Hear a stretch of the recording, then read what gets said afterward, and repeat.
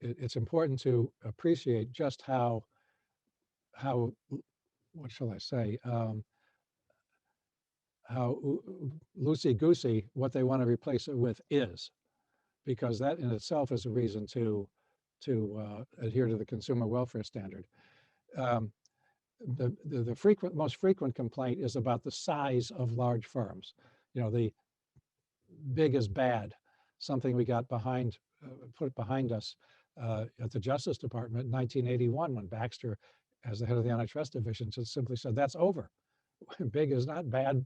Bad is bad. Bad conduct is bad, not being Right. big. Um, so that's, and of course, the rationale for opposing bigness is almost always these days that it tends to give large firms, or to result in large firms having undue political influence.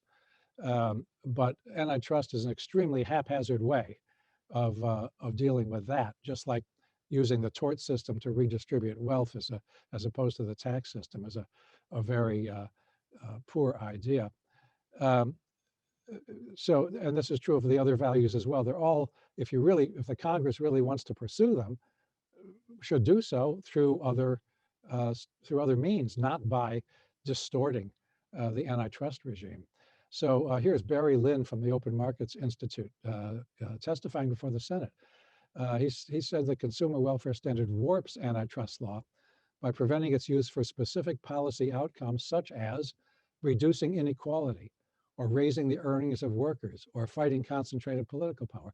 Well, they're using the antitrust laws to reduce inequality is just plain stupid. I mean, that is it has nothing to do with inequality except in the most remote way, and even then on a haphazard basis. The antitrust laws just as much, probably just as frequently, promote income equality.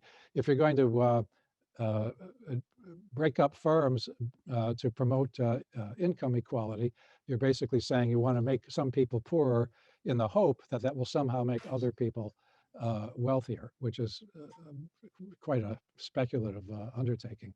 But the worst thing is this: these require trading off values against consumer welfare. And assuming that they don't totally junk concern with consumers, and no one proposes that I can see, they just want the agencies to incorporate other values as well. But that means trading them off. How much consumer welfare do you give up for the hope of some change in income equality, or for some environmental amenity, or whatever else it is that they're flogging?